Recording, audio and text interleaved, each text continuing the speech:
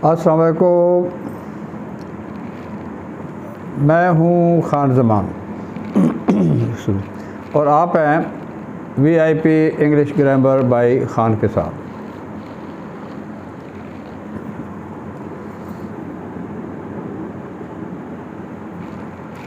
Today is our lecture number 26 and this is about the direct and indirect narration। अच्छा, अब direct narration और indirect narration क्या होती है?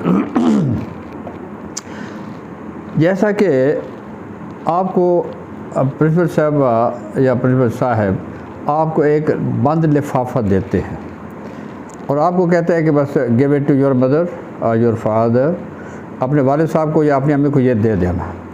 यू डोंट नो कि what was the message inside that very envelope. अब आप अम्मी को या अब्बू को वो पकड़ा देते हैं कि अब ये यानी मैडम साहब ने ये पैगाम दिया आपको। तो वो जो एनवेलप में पैगाम था ना, वो खोलेंगे और पैगाम जो है ना वो पढ़ लेंगे। तो ये जो है ना, जब वो बिल्कुल हू बहू वही अल्फाज, यानी वही अल्फाज कहने वाले के अल्फाज अगर आप दोहरा दें, जो बंदा रिपोर्ट कर रहा होता है ना, तो वो अगर वो वही अल्फाज दोहरा दे तो हम इसको डायरेक्ट नरेशन कहते हैं। लेकिन उनको अगर अपने अल्फाज में बता दे तो वो जो है उसमें इनडायरेक्ट नरेशन कहते हैं। जैसा कि ये तीन बंदे खड़े हैं, यानी ये तीन बंदे, एक बंदा ये है, एक बंदा ये है, एक बंदा ये है। अब ये बंदा और ये बंदा बातें कर रहे हैं, ये दो बातें कर रहे हैं, ये सुन रहा है दूर से। अब ये जो है ये बातें कर रहे हैं, ये इसको कहता है, इसको कहता है। भाई क्या कह रहा था वो? अब ये जो बंदा है ना, ये इस बंदे की बातें जो जैसे वो कह रहा था, अगर एग्जैक्टली वो इसको बता देगा तो वो डायरेक्ट में है। लेकिन अगर इसकी बातें ये अपने उसमें बताएगा तो ये यानी वो रिपोर्ट कर रहा है, तो वो उसमें वो इनडायरेक्ट नरेशन में होता है। अब मैं आपको एक हल्का सा मतलब लतीफ़ा ही समझ लें इसको, just to make you understand, मतलब आपको समझाने के लिए मैं बात करता हूँ। मसलन एक लड़का आया क्लास में सुबह सुबह और वो सबको कहता है, अरे भाई आज की ताज़ा ख़बर सुनो, ताज़ा ख़बर। अच्छा, मतलब सारी क्लास जो है अटेंटिव हो जाती है कि यानी आज क्या बात है, क्या ताज़ा ख़बर है। वो कहते हैं ना कि मैंने आज अब्बा जी के पर्स से 1000 रुपये निकाल लिया, यानी आई टुक 1000 rupees from the purse of my father, यानी उनके पर्स में से मैंने 1000 रुपये निकाल लिया। ये ताज़ा ख़बर। अच्छा, अब यानी जिसमें भी कोई ख़बर होती है, कोई स्टेटमेंट होती है ना, तो ऐसे फ़िक्रे इनको असर्टिव सेंटेंसेस कहते हैं। असर्टिव मीन के देयर सम स्टेटमेंट, कोई उसमें कोई बात होती है, कोई ख़बर होती है। अब ये जो असर्टिव होते हैं ये या अफर्मेटिव होते हैं या नेगेटिव होते हैं। मैंने पैसे चुराए, मैंने पैसे नहीं चुराए, मैंने ख़त लिखा, मैंने ख़त नहीं लिखा। तो ये जो होता है ना, या मैं ख़त लिखता हूँ, मैं ख़त नहीं लिखता हूँ, ये हमारे मतलब असर्टिव। अच्छा, अब उसने बात की कि मैंने वालिद साहब के पर्स में से 1000 रुपये निकाला। अब उसका एक क्लोज़ फ्रेंड है, वो कहता है क्या कहा, 1000 रुपये निकाले ऐसे, मतलब है वो यानी हैरान हो रहा है। तो ऐसी चीज़ जिसमें कोई हैरान बंदा हो जाए ना, ठीक है, या उसको बहुत मतलब यानी उसके जो होते हैं ना, मतलब फीलिंग्स स्ट्रांग हो जाए, स्ट्रांग फीलिंग्स अगर हो जाएं, या वो हैरानगी वाले हैं या खुशी वाले हैं या दुख वाले हैं ना, तो उनको एक्सक्लेमेटरी कहते हैं। ऐसे सेंटेंसेस, वो जो कह रहा है ना, अरे क्या कहा है, अरे 1000 रुपये निकाले आपने, हैरान होकर कह रहा है, तो ये एक्सक्लेमेशन है। ठीक है। अच्छा, अब उसका एक और दोस्त था, वो क्या कहते उसे, अरे भाई क्या कह रहे हो, आपने 1000 रुपये, क्या आपने 1000 रुपये निकाले या आपने 1000 रुपये क्यों निकाले? अब ये जो है ना, ऐसी बात होगी तो ये इंट्रोगेटिव सेंटेंस होते हैं। इंट्रोगेटिव सेंटेंसेस मतलब दे मे बी सिंपल और they can be interrogative double. Simple होंगे, ये वो फिक्र होते हैं जो क्या से शुरू होते हैं।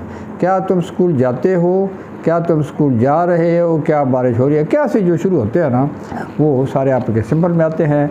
और जिसमें कब, क्यों, कैसे, कहाँ, क्यों, तो ये वाली है ना, इनको हम डबल या डबल एज क्वेश्चंस कहते हैं। अच्छा, इसके बाद अपडेटिव होते हैं। अच्छा, कुछ जो है ना वो इनको एक ही फ़िक्र मानते हैं, इम्पेरेटिव में रखते हैं, ऑप्टेटिव को अलग नहीं लिखते, इम्पेरेटिव होते हैं। बहरहाल हम ऑप्टेटिव अगर लिख रहे हैं ना, ये वो होते हैं जिसमें कोई दुआ होती है या बद्दुआ होती है। एक और जो था ना वो कहता है, मतलब है उसको, वो खुदा तुम्हें अक्ल दे, पैसे क्यों निकाले आपने, पैसे क्यों निकाले आपने, यानी खुदा तुम्हें अक्ल बख्शे, वालिद के पास से पैसे निकाले आपने, ये क्या कह रहा है, यानी खुदा तुम्हें अक्ल दे, यानी ये दुआ कर रहा है। ठीक है, तो ऐसे फ़िक्र जो है ना जिसमें कोई दुआ हो या कोई बद्दुआ होती है ना, उसमें अपना ये वाले फ़िक्र ऑप्टेटिव होते हैं। इसके बाद जो है ना ये इम्पेरेटिव फ़िक्र होते हैं। इम्पेरेटिव फ़िक्र क्या होते हैं? इम्पेरेटिव फ़िक्र वो होते हैं जिसमें किसी बात का कोई हुक्म दिया जाए, भाई ये काम करो, किसी बात से मना किया जाए, ये काम नहीं करो।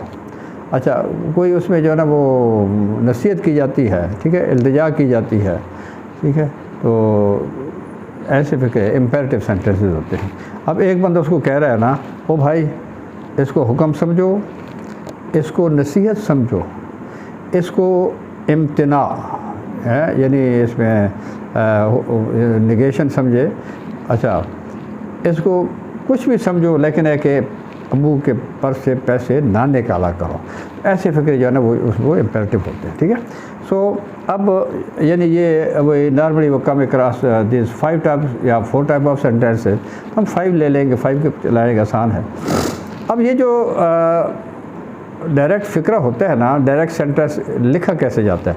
डायरेक्ट सेंटेंस ऐसे लिखा जाता है कि उसमें एक होती है रिपोर्टिंग स्पीच होती है, जो बंदा रिपोर्ट कर रहा होता है, यानी he says to be, he said to be, या she will say to be, जो भी होता है ना, या she he said to be वगैरह, ये जो है ना ये यहाँ पे ये मतलब ये रिपोर्टिंग स्पीच होती है।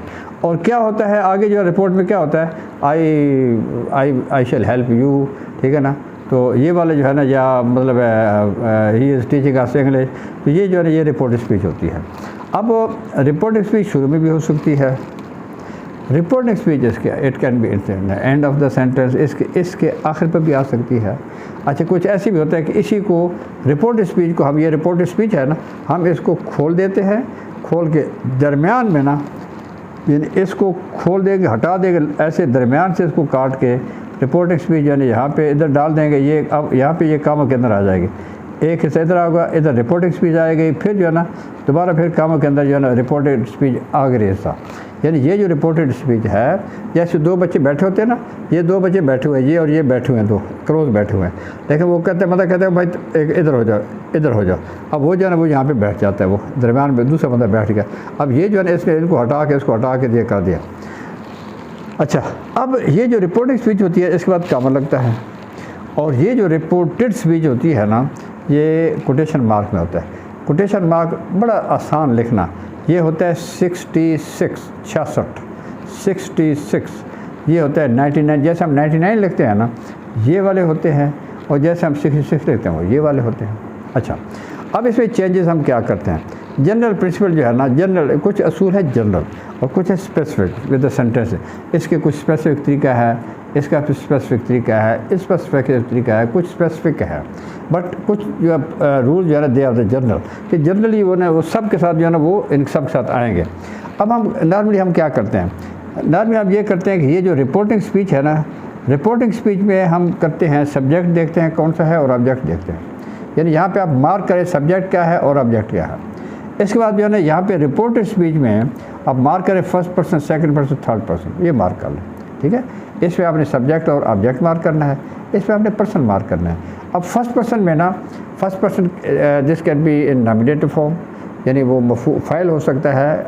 अच्छा, it can be in एक्जेक्टिव form, यानी ऑब्जेक्टिव केस हो सकता है। It can be possessive form, यानी जैसे माई है या माइन है, किसी में भी हो सकता है, लेकिन वो सारे का सारा वो फर्स्ट पर्सन होगा। आई, वही, और मी, माई, माइन, या वही, अस, आवर, आवर्स वगैरह सारे जो है ये आपके मतलब है उसमें फर्स्ट पर्सन में आते हैं। अब यू जो है ना, यू यानी आपने ये सारा उसमें देखना होता है कि यू है, योर है, ठीक है ना, या योर्स है, ये सेकंड पर्सन है। अच्छा, ही, शीट वगैरह ये होता है। अब चेंजिंग क्या होती है? चेंज हम जो है ना नॉर्मल करते हैं कि फ़र्स्ट पर्सन को हम चेंज करते हैं इसके साथ। याद रखें, first person will change to subject, subject change होगा।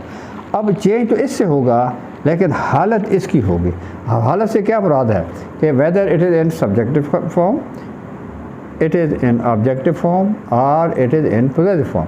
तो ये जो है ना इसकी जगह पे लगेगा तो ये, लेकिन ये जो है ना इसकी हालत में लगेगा। अगर ये सब्जेक्टिव केस में है ये सब्जेक्ट लगा देंगे, अगर ये बी है ऑब्जेक्टिव केस में है इसका ऑब्जेक्ट लगा देंगे, अगर ये पोजेसिव है माई है या माइन में है तो इसका जरा पोजेसिव लगा देंगे उसमें, ठीक है। यानी हालत इसकी होगी लेकिन चेंज इससे होगा। सिमिलरली ये सेकंड फॉर्म है, सेकंड पर्सन है ना, दे चेंज टू ऑब्जेक्ट, इससे बदलते हैं, ऑब्जेक्ट से बदलते हैं, लेकिन हालत इसकी लगेगी, इससे चेंज होगा, हालत इसकी लगेगी, थर्ड पर्सन तब्दील नहीं होगा। अच्छा, अब यहाँ पे ना एक इसकी लफ्ज़ बना हुआ है सन। सन हम यानी वेल नोन लफ्ज़ है। तो अब यहाँ पे हमने इसको समझाने के लिए first person changes to subject, first person changes to subject, second person changes to object, second person changes to object, third person has no change, third person doesn't change, no change, ठीक है। तो ये मतलब है इसका अपना ये changing के लिए है, ठीक है। तो आज जो है ना ये प्रिलिमिनरी ज़रा इसके बारे में थी information about changing of direct narration into indirect narration, ठीक है। तो अब नेक्स्ट लेक्चर में इंशाल्लाह आपको हम जो है ना इसमें यानी सब मतलब जो सेंटेंस वाइज है ना हम लेके चलेंगे, ठीक है। आप अगर नए हैं तो इसको प्लीज़ सब्सक्राइब करें ताकि जो भी लेक्चर अपलोड हो आपको मिल जाया करें, लाइक करें, शेयर करें।